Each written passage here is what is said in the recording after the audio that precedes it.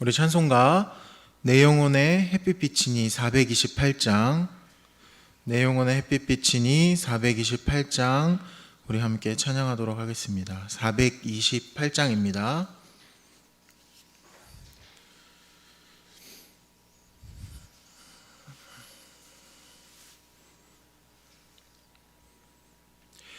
내 영혼의 햇빛 비치니 주 영광 찬란해. 이 세상 어떤 빛보다 이 빛 더 빛나네. 주의 영광 빛난 광채 내게 비춰주시옵소서.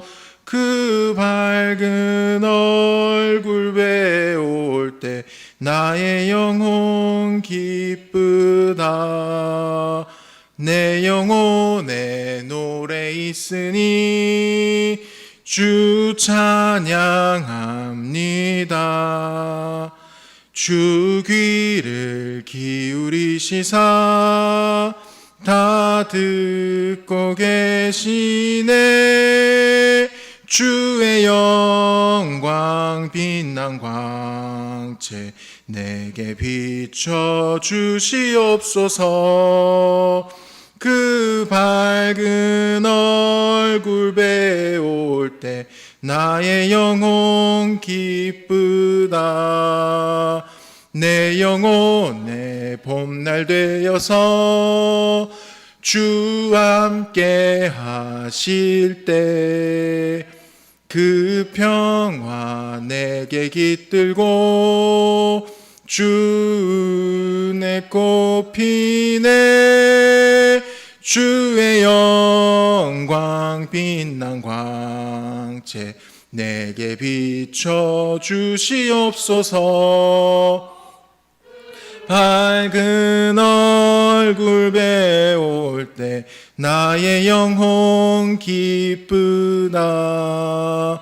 내 영혼에 희락이 있고 큰 소망 넘치네. 주 예수 복을 주시고 또 내려주시네. 주의 영광 빛난 광채 내게 비춰주시옵소서. 그 밝은 얼굴 배울 때 나의 영혼 기쁘다. 아멘. 우리 다 같이 사도신경으로 신앙 고백하도록 하겠습니다. 전능하사 천지를 만드신 하나님 아버지를 내가 믿사오며 그 외아들 우리 주 예수 그리스도를 믿사오니 이는 성령으로 잉태하사 동정녀 마리아에게 나시고 본디오 빌라도에게 고난을 받으사 십자가에 못 박혀 죽으시고 장사한 지 사흘 만에 죽은 자 가운데서 다시 살아나시며 하늘에 오르사 전능하신 하나님 우편에 앉아 계시다가 저리로서 산자와 죽은 자를 심판하러 오시리라. 성령을 믿사오며 거룩한 공회와 성도가 서로 교통하는 것과 죄를 사하여 주시는 것과 몸이 다시 사는 것과 영원히 사는 것을 믿사옵나이다. 아멘. 오늘 우리가 함께 들을 하나님의 말씀은 요한일서 1장 5절 한 절 말씀입니다. 신약성경 388페이지에 있습니다. 요한일서 1장 5절입니다. 요한일서 1장 5절입니다.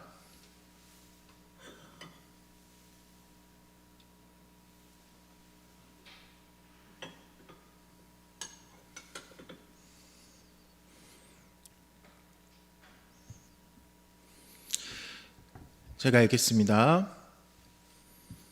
우리가 그에게서 듣고 너희에게 전하는 소식은 이것이니 곧 하나님은 빛이시라. 그에게는 어둠이 조금도 없으시다는 것이니라. 아멘. 기도하겠습니다. 하나님 아버지, 감사합니다. 오늘도 이 새벽에 우리가 주님의 말씀을 듣고 주님께 우리의 기도 제목을 아뢰기에 모였습니다. 우리가 오늘 이 시간 가운데에 정말 빛 되신 하나님을 우리가 경험하고 우리에게 주시는 그 놀라운 주님의 은혜와 주님의 복으로 인하여서 주님을 더욱더 찬양하고 주님께서 기뻐하시는 삶을 살아갈 수 있도록 우리 모두를 인도하여 주시옵소서. 살아계신 예수님 이름으로 기도합니다. 아멘. 오늘도 이 새벽에 같이 나와서 기도의 자리에 나오신 여러분들 환영하고 축복합니다. 우리 옆에 분들과 함께 인사하도록 하겠습니다. 축복합니다. 축복합니다.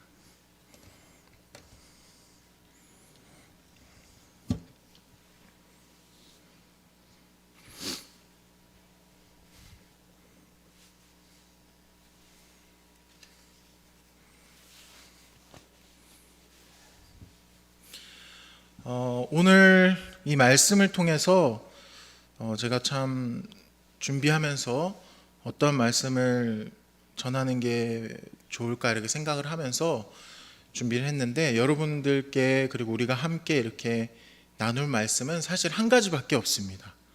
그것은 우리 하나님이 빛이시라는 것입니다. 하나님께서 빛이시라는 것입니다. 이 사실이 곰곰이 생각하고 우리가 마음으로 받아들일 때 얼마나 큰 위로가 되고 또 힘이 되는지, 그것을 좀 나누고 싶다는 생각을 했습니다. 오늘 우리가 이 말씀을 좀 찬찬히 살펴보면서 하나님의 빛이시라는 사실이 우리에게 어떻게 위로가 되고 어떻게 힘이 되는지 우리가 함께 경험했으면 좋겠습니다. 지난주에 제가 요한 1서가 요한이 썼을 수밖에 없는 수많은 증거가 곳곳에 있다고 그렇게 말씀을 드렸습니다. 그런데 오늘 우리가 읽은 이 말씀 속에 그 증거가 또 하나가 있습니다. 신약 성경에서 하나님과 그리고 이렇게 빛을 서로 연관해서 설명하는 책은 요한복음과 요한 1서밖에 없습니다. 요한복음의 초반 전개되는 방식이 이렇습니다. 말씀이 있었다. 그 말씀이 하나님이셨다. 그리고 그 안에 생명이 있었고 그 생명이 사람들의 빛이었다. 이런 식으로 이어지는 논리입니다. 특별히 요한복음에서는 요한이 예수님을 향해서 세상의 빛이라고 표현했지만, 우리가 오늘 읽은 이 요한 1서에서는 하나님을 빛이다 라고 표현한 것입니다. 그러면서 5절을 보면 우리가 그에게서 듣고 너희에게 전하는 소식은 이것이니 곧 하나님은 빛이시라. 그에게는 어둠이 조금도 없으시다는 것이니라. 여기서 요한은 그라는 말을 2번이나 사용합니다. 하지만 그 앞에 나오는 그에게서 듣고 할 때 그와, 그리고 그에게는 어둠이 조금도 없으시다는 것이라 할 때 그는 전혀 다른 그입니다. 우리가 본래 이전에 사용했던 개역 한글에서는 이 앞에 그는 사실 저라고 되어 있던 단어였습니다. 이 앞부분의 그는 사실은 예수 그리스도를 말하는 것입니다. 그러니까 요한은 지금 예수님께 들은 어떤 말을 이제 너희들에게 전하는데, 그 예수님께 들은 그 소식이 바로 하나님은 빛이시고 그에게는 어둠이 조금도 없으시다는 것이다 라는 것을 전하고 있는 것입니다. 그렇다면 예수님께서는 왜 요한에게, 그리고 제자들에게, 사람들에게 이 말씀을 하셨을까요? 하나님이 빛이시라는 이 사실이 우리에게 왜 필요하고 또 어떤 의미가 있을까요? 예수님께서 이 말씀을 하신 이유에는 크게 2가지가 있습니다. 첫 번째는 우리가 하나님이 빛이시라는 사실을 잘 모르기 때문입니다. 근데 사실은 이 사실을 대체 누가 모를까요? 하나님이 빛이신 것을 모르는 사람은 지금은 없을 겁니다.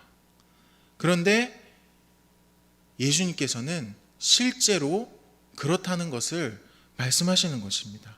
실제로 사람들이 하나님이 빛이시라는 사실을 모른다는 것을 말씀하고 계시는 겁니다.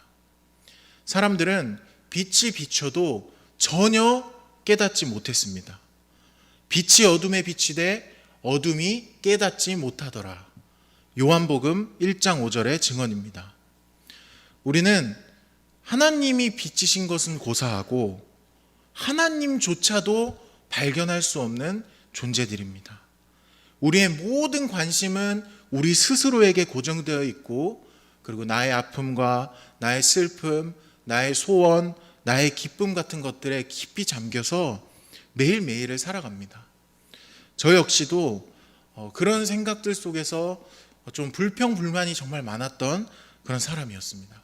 그래서 제 삶을 바라보면은 이제 한숨밖에 나오지 않는 그런 시간들을 지낼 때가 있었습니다. 나는 이게 부족하고 또 이게 없고 이것도 없고 이것도 필요한데 이것도 갖고 싶은데, 이런 생각이 너무 깊어지니까 다른 사람들이 가진 거를 가지지 못하고 있는 제가 너무 초라하게 그렇게 느껴지는 거예요. 그렇게 울적하게 보내고 있던 어느 날에 문득 제 삶을 한번 쭉 돌아보게 되었습니다. 그렇게 돌아보게 되면서 제가 깨달았던 것은 제 깜냥에 전혀 가질 수 없던 것들을 제가 이미 가지고 있다는 것을 알게 되었습니다. 제가 원하지도 않았고 구하지도 않았던 행복이 이미 제 옆에 다 있었던 거예요. 이렇게 사람은 하나님께서 눈을 열어주시지 않으시면 절대로 하나님을 발견할 수도 없고 하나님께서 주시는 은혜도 우리가 알 수가 없습니다. 우리는 본성적으로 죄인입니다. 본성적으로 죄인이라는 말은 우리가 기본적으로 하나님을 향한 대적감을 품고 있다는 뜻입니다. 우리는 하나님을 미워할 수밖에 없는 존재고, 하나님을 원망하고 하나님을 비난할 수밖에 없는 그런 것이 너무 당연한 그런 죄인들이었습니다. 이런 자들이 어떻게 하나님께서 빛이시라는 것을 깨달을 수 있을까요? 깨닫더라도 그것을 어떻게 우리가 믿을 수 있을까요? 절대 그렇게 못합니다. 그렇다면은 우리는 지금 어떻게 하나님께서 빛이시라는 사실을 알고 또 믿고 있습니까? 우리가 잘 생각해 본다면 바로 2000년 전에 예수 그리스도께서 이 땅에 오셔서 우리 귀에 들려주시고 삶을 통해 우리에게 보여주시고, 그리고 십자가와 부활을 통해서 그 사실을 증명해 주셨습니다. 우리가 그에게서 듣고 우리 역시도 이 사실을 전할 수 있는 것입니다. 하나님은 빛이시다. 하나님은 선하시다. 하나님은 가장 좋은 분이시다. 어둠에 속해서 도무지 알아먹지 못하는 우리들에게 예수님께서 깨닫게 해주시고 들려주신 말씀입니다. 하나님은 빛이시다. 예수님께서 우리에게 이 말씀을 들려주신 또 다른 이유는 하나님이 빛이시라는 사실을 우리가 깊이 알수록 우리의 삶이 바뀌기 때문입니다. 하나님이 빛이신 것과 그리고 지금 내 삶이 도대체 무슨 연관이 있을까요? 차라리 하나님은 우리 삶을 빛나게 해주시는 분이라고 하셨으면 더 와닿고 공감되었을 것 같습니다. 하지만 말씀은 하나님은 빛이시다라고 말씀하고 있습니다. 그분에게는 어둠이 조금도 없다라고 말씀하고 계십니다. 이렇게 말씀하시는 이유는 하나님이 우리에게 속한 것이 아니라 우리가 하나님께 속해 있기 때문입니다. 하나님을 내 삶에 속하게 하는 사람은 하나님을 제한하는 사람입니다. 하나님의 어떤 한 부분만 좋고 나머지는 외면하는 사람입니다. 하나님께서는 가끔 우리 마음에 어떤 시험이 들 정도로 좀 의외의 모습들을 우리에게 보여주실 때가 있습니다. 이때 하나님을 내 삶에 속하게 한 사람은 이 사실을 외면해 버립니다. 하나님을 다 받아들이지 않고 반만 혹은 4분의 1만 그 정도만 하나님을 받아들이는 겁니다. 이렇게 되면 하나님과 관계에 있어 보이지만 실은 하나님을 이용하는 삶일 수도 있습니다. 예수님께 나온 사람들 중에서도 어떤 사람들에게는 예수님께서 내 믿음이 너를 구원하였다 라고 말하는 사람들이 있었는가 하면 예수님께서 아무 말씀도 하지 않으시고 병만 고쳐주셨던 사람도 있습니다. 이 차이는 예수님께 나아갔던 그 사람들 중에서 그 마음의 중심에 예수님을 내 영혼의 구원자라고 받는지 아니면 그냥 병 고쳐주는 의사 정도로 받는지 그 차이가 있습니다. 예수님께 내 삶 전체를 맡기느냐 아니면 내 문제만 해결해주고 더 이상 간섭하지 말아주세요 라고 바라느냐 그 차이에 있습니다. 이런 삶에는 결코 영원한 행복이 있을 수 없습니다. 끝까지 아등바등하고 기진맥진하고 이 고된 삶의 길을 홀로 걸어갈 수밖에 없습니다. 어두울 수밖에 없는 것입니다. 그러나 하나님께 속한 사람은 완전히 다른 삶을 삽니다. 이 사람은 하나님의 모든 부분에 동조하고 또 하나님을 온 마음으로 찬양합니다. 선함의 기준이 하나님이십니다. 많은 세상 사람들이 어떻게 선한 하나님이 이렇게 하냐 혹은 저렇게 하냐 라고 말하면서 하나님을 비난하고 하나님을 믿는 사람들을 비난합니다. 하지만 이 질문 자체에 문제가 있는 것입니다. 선함의 기준은 오직 하나님이십니다. 하나님이 하시는 일이 선한 일이시고 하나님이 미워하시는 일이 악한 일입니다. 하나님께 속한 사람은 이 기준이 명확한 사람입니다. 하나님께서 지금 내 삶에 하시는 일이 혹 버거울지라도 또 지치더라도 주님의 뜻을 의지하며 이 길을 걸어갑니다. 하나님께 속한 사람은 그분이 빛에 속해 있는 것처럼 그 사람도 빛에 속하여서 그 가운데 살아가게 됩니다. 예수님을 믿는 사람들에게도 고난이 있습니다. 때론 절망도 있습니다. 어둡게 느껴지는 시간들을 지날 때도 있습니다. 하지만 그 중심에는 언제나 빛이 있습니다. 어두울수록 빛은 더욱더 빛나는 법입니다. 그래서 예수님을 믿는 사람은 밝은 사람입니다. 이것이 그냥 성격이 밝고 외향적이고 다른 사람들과 막 관계를 잘하고 그것을 이야기하는 것이 아닙니다. 오히려 가만히 있어도 예수님을 믿는 사람은 빛이 그 사람에게서 흘러나옵니다. 그리고 소망이 새어나오고 희망이 넘쳐 흐릅니다. 하나님 안에 있으면 삶은 반드시 밝아집니다. 왜 밝아지냐면 하나님이 계신 것을 진짜로 믿고 또 그분이 내 안에 살아계신 것을 진짜로 믿으면 내 인생의 처음 시작과 그리고 내가 알지 못하는 그 끝이 선하신 주님 손 위에 있다는 것을 깨닫게 되기 때문입니다. 한번 생각해 볼까요?